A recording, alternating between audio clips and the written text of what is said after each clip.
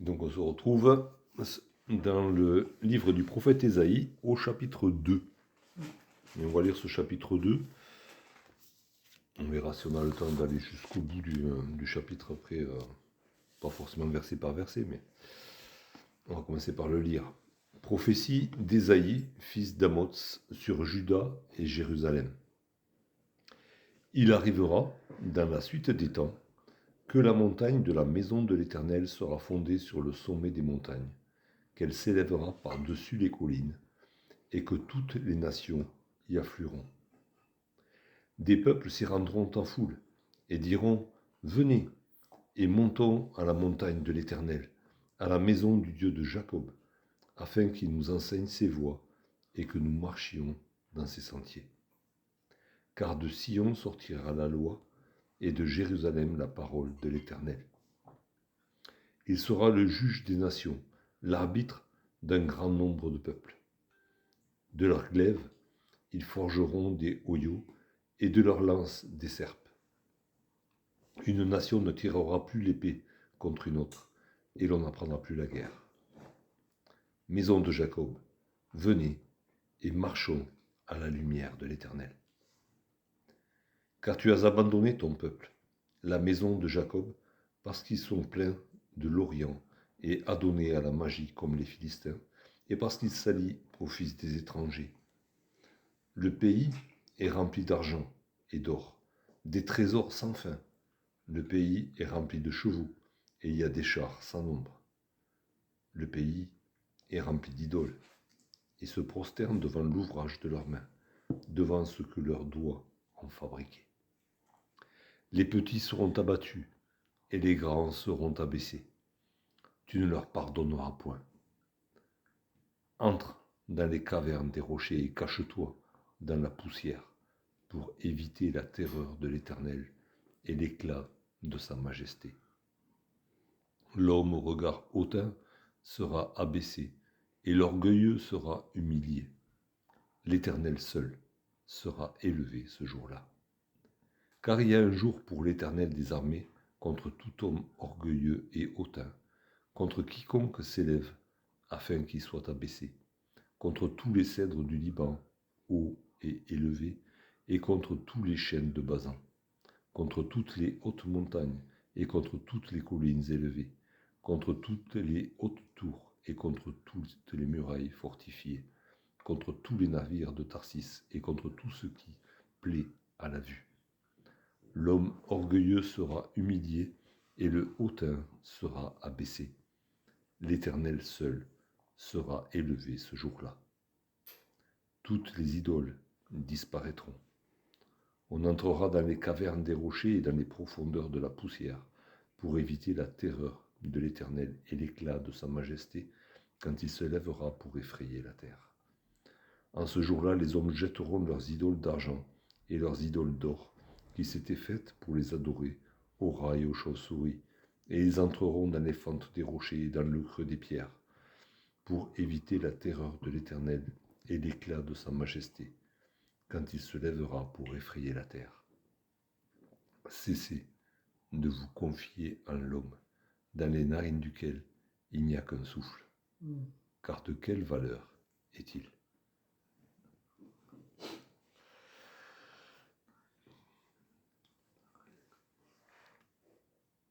Alors, la prophétie continue, et ça commence comme le chapitre 1er, prophétie d'Ésaïe, fils d'Amoz, sur Juda et Jérusalem.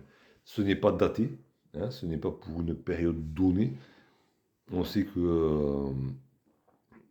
que Ésaïe a prophétisé pendant au moins le règne de 4 rois de Juda, peut-être au début du 5e aussi, mais ça n'a pas duré. Et le 5e, c'était le dernier, du coup, le roi avant la déportation à Babylone.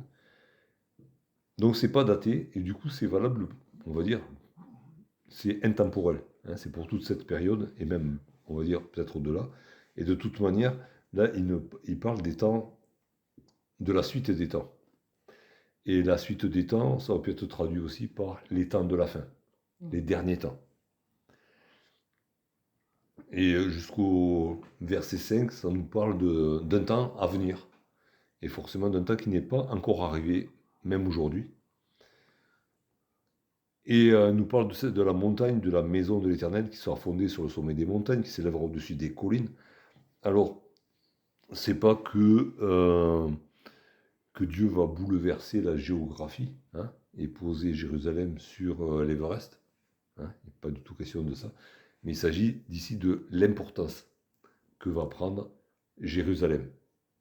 À un moment donné de l'histoire de l'humanité, Jérusalem va prendre une très grande importance. Alors, aujourd'hui, Jérusalem a une grande importance, vu tous les conflits qui se déroulent autour.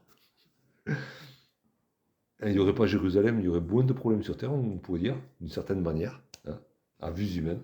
Mais à ce moment-là, ça aura une importance positive, hein, très positive.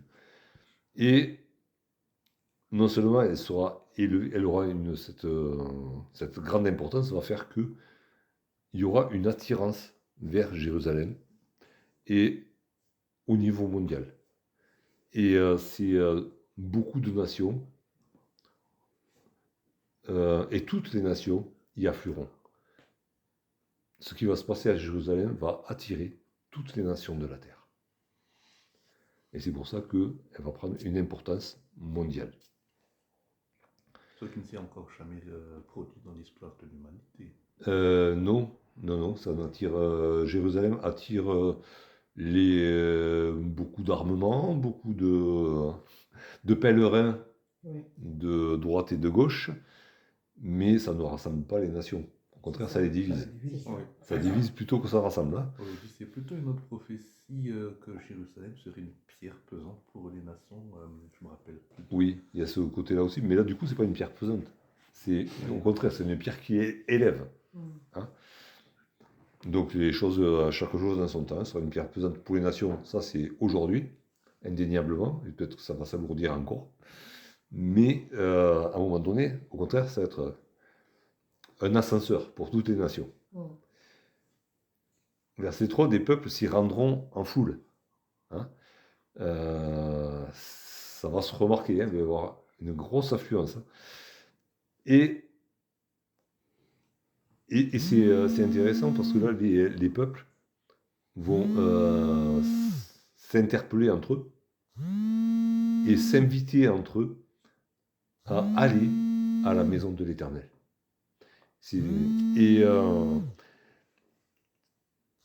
Et c'est intéressant parce que ce venez, c'est le même verbe qui est utilisé dans le chapitre 1er qu'on a vu la dernière fois, où l'Éternel disait à son peuple, venez et plaidons. C'est une invitation. Venez.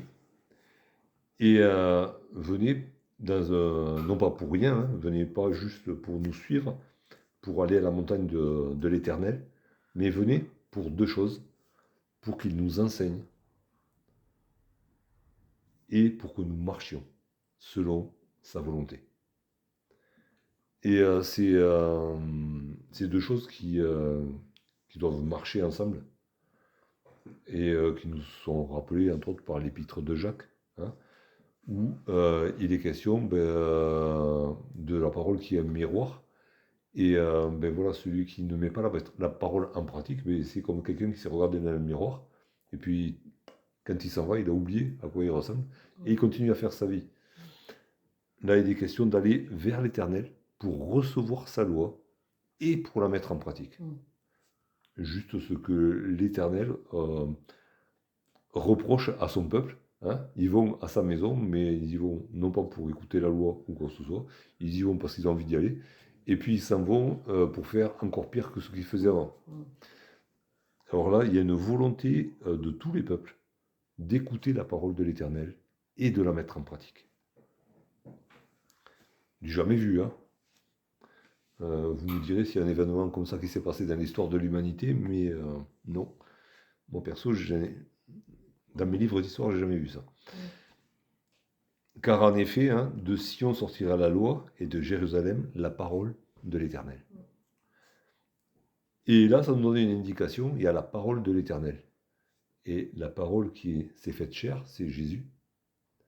Mais bon, quand Jésus est venu sur la terre, il a tiré les foules de toute nation, des alentours. Mais Jérusalem est restée ce qu'elle était. Hein. Il n'y a pas eu un grand mouvement mondial de rassemblement à Jérusalem, même si il y avait de toutes nations qui étaient là, même le jour de la Pentecôte, une nation connue de l'époque, hein, du bassin méditerranéen, et peut-être d'Orient aussi, mais rien de tel. Hein. Mais ça me donne une indication, quand est-ce que ça va se passer? Ça se passera quand il y aura la parole de l'Éternel à Jérusalem. Et il est dit que il sera le juge des nations, l'arbitre d'un grand nombre de peuples. Et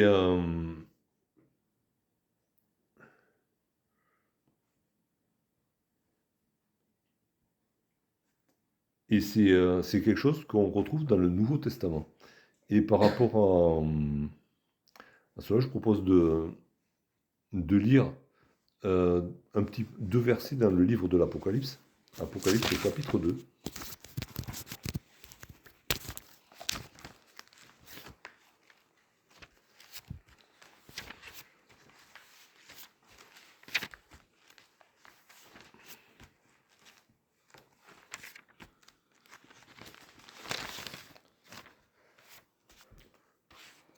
Les versets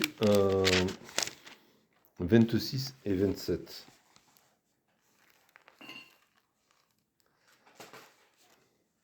À celui qui vaincra et qui gardera jusqu'à la fin mes œuvres, je donnerai autorité sur les nations.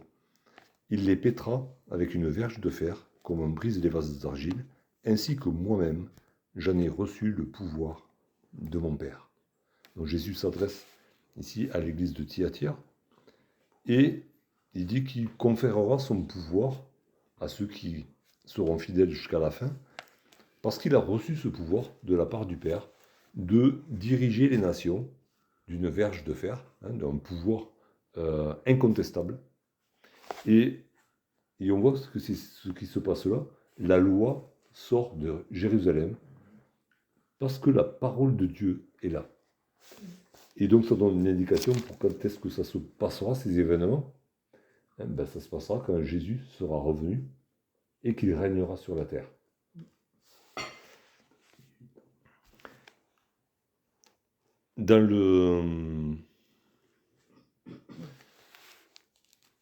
Ailleurs dans la parole, Jésus est comparé, même dans l'Apocalypse, il est comparé à un soleil, le soleil de justice, qui rayonne sur toute la terre.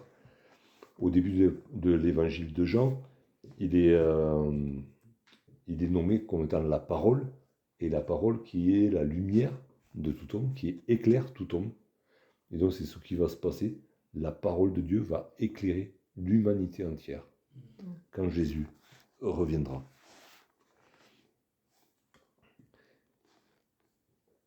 Et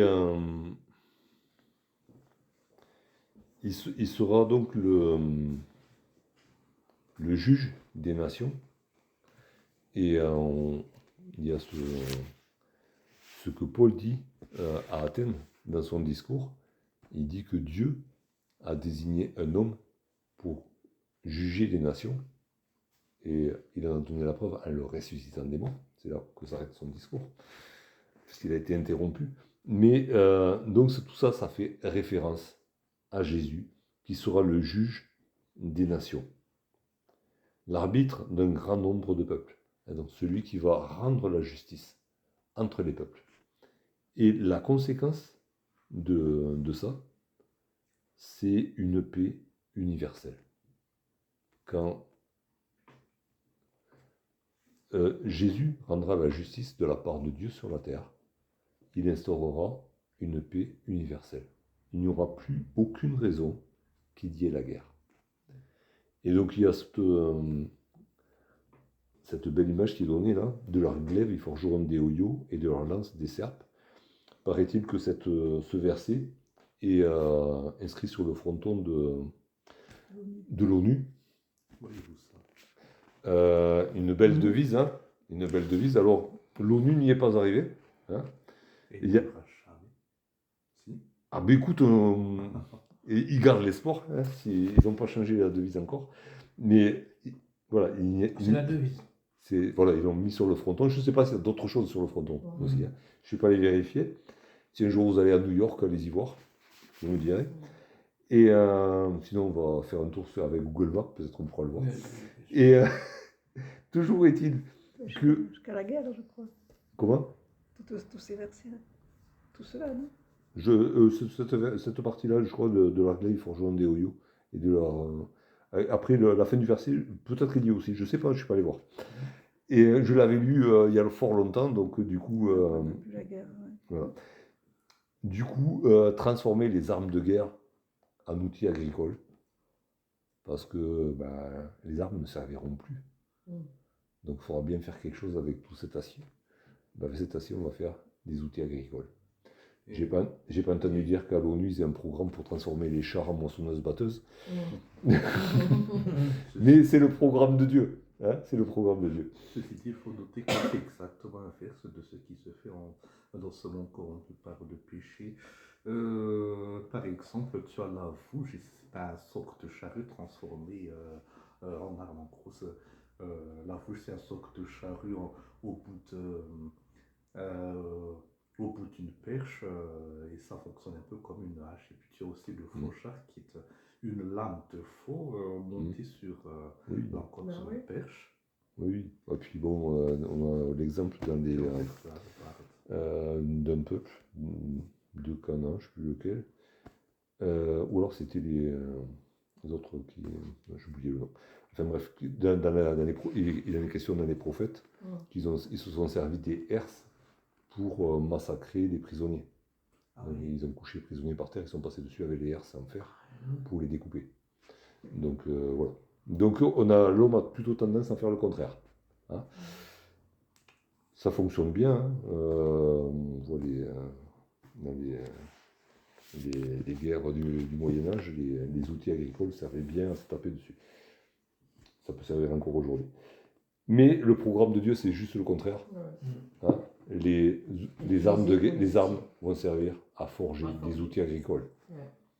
Ce qui est fait pour donner la mort donnera la vie. Une nation ne tirera plus l'épée contre une autre. Plus de déclaration de guerre. Plus de différends entre les nations. Et on n'apprendra plus la guerre. C'est pas qu'on n'apprendra plus au journal télévisé des choses. C'est que l'école de guerre sera dissoute. Les gens n'apprendront plus à pratiquer la guerre. Même les enfants dans la cour de récré ne joueront plus au cowboy aux Indiens. C'est un truc qu'on n'arrive pas à imaginer. Une paix mondiale jusqu'à ce point-là. Qu'on oublie. Alors il restera des monuments aux morts, peut-être. Mais ce sera le monument de quelque chose de révolu. Encore plus incompréhensible que les pyramides pour nous aujourd'hui. C'est le programme de Dieu pour l'humanité dans le futur. On verra, mais si on le verra d'une manière ou d'une autre. On sera là pour le voir. Oui, on le verra. C'est le programme de Dieu. Oui, c'est vrai, c'est le programme de Dieu. Donc la volonté de Dieu, elle se fera. Et au verset 5, il y a cette invitation encore, mais pour la maison de Jacob, pour Israël. Venez et marchons à la lumière de l'Éternel. Alors c'est la même invitation que les nations se lancent entre elles. Et puis là, c'est... alors, qui est-ce qui parle à la maison de l'Éternel? Est-ce que c'est Ésaïe qui leur parle? Est-ce que c'est les autres nations qui les invitent? Est-ce que c'est eux entre eux qui s'encouragent à le faire? Mais on retrouve cette invitation pour marcher à la lumière de l'Éternel. Alors, c'est Jésus-Christ qui est la lumière, le soleil de justice, qui est la parole incarnée, qui est la lumière de tout homme. Mais il y a cette invitation pour Israël. Alors, pour Israël, je pense que déjà, du temps d'Ésaïe, a été valable cette invitation, elle est valable aujourd'hui, et elle sera valable pour ce temps-là aussi. Cette invitation à marcher dans la lumière de Dieu. Prenons-en de la graine. Nous, aujourd'hui, qui nous disons enfants de Dieu, l'Épître aux Éphésiens, au chapitre 5, nous fait cette recommandation. Éphésiens 5,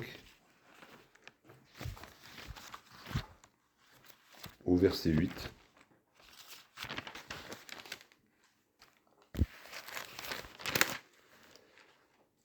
Éphésiens 5, 8. Autrefois, vous étiez ténèbres, et maintenant vous êtes lumière dans le Seigneur. Marchez comme des enfants de lumière. Éphésiens chapitre 5, verset 8. C'est la même invitation qui est, même exhortation, hein, même impératif, qui nous est donné, comme à Israël, marcher comme des enfants de lumière. Et pour marcher comme des enfants de lumière, il faut recevoir la lumière, écouter la parole de Dieu, qui éclaire tout homme, et ensuite la mettre en pratique. Et alors nous serons réellement des enfants de lumière. Ce que Israël aurait dû être, c'est ce que nous devons être. Nous, être la lumière des nations, refléter la lumière de Jésus-Christ. Et puis au verset 6, on revient directement à l'époque d'Ésaïe. Les prophéties, elles ne sont pas toujours dans l'ordre chronologique, mais peut-être par ordre d'importance. Et c'est bon de savoir la finalité avant de commencer l'histoire, des fois. C'est une certaine manière de raconter l'histoire. Et Ésaïe, ici, s'adresse à Dieu. Et lui dit, tu as abandonné ton peuple. Et ça a l'air un peu bizarre, parce qu'au verset 7, il y a une grande prospérité. Ça a l'air un peu contradictoire. Mais Ésaïe commence par poser cela, tu as abandonné ton peuple. Pourquoi? Parce qu'ils t'ont abandonné, en gros, pour aller après des idoles. Ils sont remplis d'Orient, donc ils ont pris des divinités de l'Orient, ils pratiquent la magie, comme les peuples alentours, et ils ont fait alliance avec tous ces peuples alentours, et du coup avec leurs idoles aussi. Mais le verset 6 se termine, le pays est rempli d'argent et d'or, ça se poursuit au verset 7, des trésors sans fin, le pays est rempli de chevaux et de chars. Ça, c'était la puissance militaire. Il y avait la richesse, il y avait la puissance militaire. Et c'est vrai que pendant le règne de ces 4 rois, il y avait de la richesse en Israël. Et une certaine puissance militaire, parce que justement, ils s'étaient alliés à d'autres puissances militaires alentour aussi. Ce n'était pas uniquement leur propre puissance à eux. Il y avait des puissances alentour avec qui ils s'étaient ligués. Mais Dieu a abandonné son peuple. Ésaïe le sait. Dieu n'est pas dans ces choses-là. Et même s'il y a encore de la richesse, c'est juste une prolongation des bénédictions que Dieu a déversées sur ce peuple. Et malgré leurs péchés, ces bénédictions engendrent encore de la richesse. Et une certaine protection. Mais Ésaïe le sait déjà, Dieu tourne le dos à son peuple qu'il a abandonné. Et au verset 8, alors là, on a l'écho de la fin du verset 6, où il était dit le pays est rempli d'argent et d'or, et là, le pays est rempli d'idoles. C'est juste dommage. Cet argent et cet or, il a servi en partie à fondre des idoles. Et c'est un danger qui guettait Israël et contre lequel Dieu l'avait mis en garde dès le début. Et dans le livre du Deutéronome, au chapitre 8, il y a cet avertissement de Dieu par rapport à ces périodes de prospérité qu'il allait lui-même donner à son peuple. Et donc Deutéronome chapitre 8. Alors Dieu leur parle de la terre promise et de toutes les richesses qu'ils vont y trouver et des richesses qui vont se développer encore quand ils y seront. Et il donne cet avertissement à partir du verset 17. Garde-toi de dire en ton cœur, ma force et la puissance de moi-même m'ont acquis ces richesses. Souviens-toi de l'Éternel ton Dieu, car c'est lui qui te donnera de la force pour les acquérir, afin de confirmer comme il le fait aujourd'hui son alliance qu'il a jurée à tes pères. Si tu oublies l'Éternel ton Dieu, et que tu ailles après d'autres dieux, si tu les sers et te prosternes devant eux, je vous déclare formellement aujourd'hui que vous périrez. Vous périrez comme les nations que l'Éternel a fait périr devant vous, parce que vous n'aurez pas écouté la voix de l'Éternel, votre Dieu. Et donc il y a cet avertissement. Et il y a d'autres avertissements dans le livre des Proverbes, par exemple, quand tes richesses s'accroissent, n'y attachez pas votre cœur. Et souviens-toi que toute bénédiction vient de l'Éternel, pour le remercier, pour lui rendre grâce. Là, ils se sont dit, on est arrivé, on s'est enrichi, et c'est parce qu'on est bien intelligent et qu'on a des bras bien costauds qu'on a pu le faire. Et en fait, on n'a plus besoin de l'Éternel. Et ils se sont donné d'autres dieux.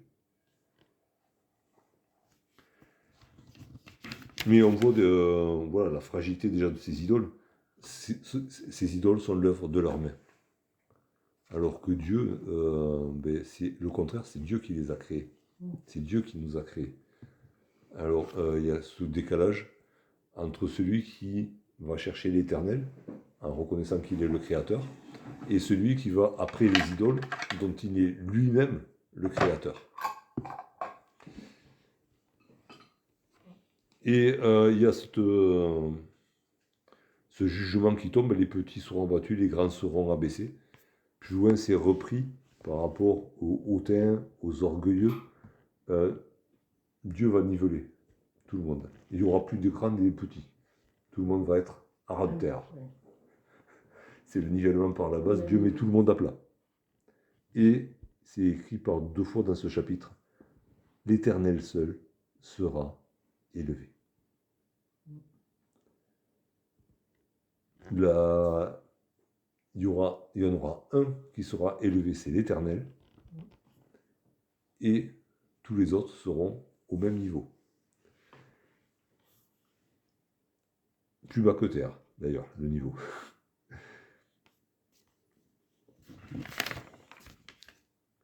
Et à 2 reprises, il est question de la terreur aussi. Même à 3 reprises, de la terreur qu'inspirera l'Éternel. Et cette terreur-là, on la retrouve au début du livre de l'Apocalypse aussi, quand Jean se retrouve face à Jésus-Christ glorifié. Il tombe mort par terre. Enfin, il tombe comme mort. Il n'est pas mort, mais il est terrassé par la gloire de Jésus. Ce sera la même chose pour l'humanité entière. Tout le monde fléchira le genou devant Jésus. Et il y a aussi cet autre passage de l'Apocalypse où les gens s'écrient devant la colère de l'agneau tomber sur nous, les adresses montagne, tomber sur nous et cacher nous. Oui, aussi, j'allais le citer. Mais il y a cette invitation ici à aller se cacher dans les cavernes pour éviter la fureur et la terreur de l'Éternel. Et on retrouve dans l'Apocalypse, les gens crient aux montagnes, tombez sur nous, cachez-nous, enterrez-nous bien profond, que la colère que Dieu nous passe bien au-dessus. Voilà. Donc il y a vraiment, devant Dieu, c'est la terreur la plus profonde qui secoue même celui qui marche avec l'Éternel, comme Jean. Il n'a pas pu résister devant la grandeur de Jésus-Christ glorifié. Alors qu'il était son disciple, qui marchait, qui était son apôtre. Non, il a été écroulé devant l'Éternel. Et ici, Ésaïe détaille un petit peu tout ce qui est orgueilleux et élevé. Et il donne des images. Ils donnent des images de ce que ça peut être. Bon, il y a les orgueilleux et les hautains. Celui qui s'élève. Mais il parle ensuite des cèdres du Liban et des chênes de Basan. Alors, des arbres magnifiques. Hein. On a quelques-uns par ici, des cèdres du Liban qui ont été plantés il y a plus de 100 ans ou 150 ans. C'est énorme. Et ça m'a rappelé ce qui s'est passé pour Nebuchadnezzar qui a fait ce rêve où il avait vu cet arbre qui était coupé, puis enchaîné. Et Daniel lui révèle que cet arbre-là, magnifique, c'est toi. Parce que tu t'es élevé, tu as cru être plus grand que les autres. Ben, Dieu va t'abattre, comme tu l'as vu dans ton rêve. Il va te couper à la racine. Et c'est une image comme ça que donne ici Dieu. Hein. Voilà, il y a des hommes qui se croient plus grands, plus magnifiques que les autres. Ils vont tous être tronçonnés à la base. Donc c'est les cheveux baissés. C'est un refrain qui vient souvent dans la parole aussi. Hein. Il y en a qui se comparent à des montagnes, n'est-ce pas? Ou à une puissance militaire, les hautes tours, les murailles fortifiées. Ben, c'est la même chose, elles seront rasées devant l'Éternel. Il y en a qui ont une puissance commerciale, hein, symbolisée par les navires de Tarsis. Et combien il y a eu de puissance commerciale sur Terre, combien il y en a encore aujourd'hui? Ben, on va citer personne. Tout ça, ça va être rasé aussi. Hein. C'est plus fort que moi, excuse-moi. J'ai pas entendu, mais c'est pas grave. Et en fait, contre tout ce qui plaît à la vue. Et ça rappelle ce que Dieu dit à son prophète Samuel. L'homme regarde à ce qui frappe les regards. Moi, je regarde au cœur. Hein. Et même le prophète Samuel s'était laissé prendre au piège de ce qui plaît à la vue. Mais Dieu, lui, regarde au cœur. Et les apparences et ce que les gens peuvent croire d'eux-mêmes ou ce que les gens peuvent dire des autres, c'est pas son problème. Ça ne l'intéresse pas. Ça n'existe pas. Parce que de toute manière, il va tout mettre au même niveau, plus bas que terre. Et du coup, il y a cette exhortation du verset 22. Cessez de vous confier en l'homme. On avait vu 2 cessez au chapitre 1er. Cessez de m'apporter de vains sacrifices. Cessez de faire le mal. Et là, Dieu pointe une des racines du mal. Cessez de vous confier en l'homme. Déjà, cessez de vous confier en vous-même. Et ne vous confiez pas non plus en ceux qui se disent grands, en ceux qui semblent grands. Parce qu'en fait, dans les narines duquel il n'y a qu'un souffle, on a juste une vie. Et elle est fragile, notre vie. Et si on se confie en ce qui est fragile, ben notre vie va s'écrouler. À la moindre intempérie, ce qui est fragile, ben ça s'écroule. Alors que Dieu demande qu'on se confie en lui, qu'il n'a pas juste un souffle de vie en lui, mais il est la vie, il est le créateur de la vie. Il est le principe même de la vie. Alors confiez-vous en l'Éternel plutôt que dans l'homme. Et il rajoute encore, car de quelle valeur est-il? Quelle est la valeur de l'homme? Sous-entendu par lui-même. Hein? Là, il ne parle pas de la valeur que Dieu peut donner à l'homme, de la valeur qu'a l'homme dans le cœur de Dieu. Mais quelle est la valeur de l'homme par lui-même, sans Dieu? Et c'est une question qu'on retrouve dans le livre de Job et 2 fois dans le livre des psaumes. Hein. Qu'est-ce que l'homme pour que tu te souviennes de lui? Et à chaque fois, c'est dit avec beaucoup d'humilité. Parce que, oui, qu'est-ce que je suis? Qu'est-ce que l'homme pour que tu penses à moi? Toi l'Éternel, toi le Créateur. Et pourtant, combien de fois nous nous confions en l'homme, en nous-mêmes, ou dans quelqu'un d'autre qui nous semble avoir une certaine aura, un certain charisme. On se confie en l'homme, alors que c'est une créature de Dieu bien fragile. Nous sommes une créature de Dieu bien fragile, magnifique, mais fragile, et qui n'a qu'un souffle de vie.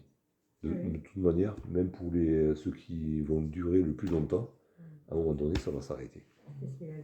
Voilà. Et, Bien sûr. et du coup, prenons garde. Prenons garde à ne pas nous confier dans l'homme, mais à nous confier uniquement dans Dieu. En Dieu, que nous soyons dans l'abondance ou pas, mais surtout si nous sommes dans l'abondance, et on peut dire que matériellement en France, nous sommes dans l'abondance, il n'y a pas photo. On a des problèmes de riches comparés à ce que sont les problèmes d'autres ailleurs, même si des fois on galère un petit peu quand même. Mais on galère peut-être parce que voilà, celui qui a les 2 voitures en panne, c'est parce qu'il a 2 voitures, quoi. Je suis désolé. Ah, voilà. Celui qui a des problèmes sur sa maison secondaire, ben, c'est qu'il a au moins 2 maisons, quoi. Je veux dire, Oui, c'est- oui. voilà. Donc, sachons reconnaître que nous sommes à l'aise matériellement, C'est sachons vrai. reconnaître que C'est c'est vrai. une bénédiction de Dieu, que ce ne sont pas nos petits bras costauds qui ont fait ce que nous avons, mais c'est Dieu qui nous l'a donné. Et confions-nous en Dieu plutôt que dans nos forces ou dans l'influence de qui que ce soit. En gardant à l'idée que tout ce qui existe aujourd'hui sera rasé. Dieu va tout détruire pour instaurer son règne à lui. Et le règne de Dieu, ce sera un règne de paix. Un règne de paix comme on n'en a jamais connu. Et confions-nous dans cette prophétie où Dieu va rétablir toutes choses. Alors, dans les temps de la fin, il est question de ce règne millénaire de Jésus sur la terre, avant le jugement de toute l'humanité. Mais déjà, ce règne millénaire, même s'il est limité dans le temps, ça sera quelque chose que l'humanité n'a jamais vécu. En arriver à oublier ce que c'était que la guerre. Jusqu'aux dernières années ou à... Voilà, bon, Si je me trompe pas. voilà, mais quand même, c'est quelque chose que l'humanité n'a jamais connu, et c'est le programme de Dieu pour l'humanité. Et c'est cette paix-là que Dieu veut déjà donner dans le cœur de chacun aujourd'hui, si on se confie entièrement à lui. Une paix où on n'imagine même pas la guerre. Et qui va durer. Et qui va transformer ce qui donne la mort en ce qui donne la vie. Alors confions-nous en l'Éternel et cessons de faire confiance aux hommes, quels qu'ils soient, même les meilleurs. Ils ne sont pas dignes de confiance. Seul Dieu est digne de confiance. Seul Dieu est digne d'être élevé. Oui, parce que même les meilleurs, nous, on pense que ce sont les meilleurs, mais c'est Dieu seul qui sait qui sont-ils. Que c'est les meilleurs à nos yeux.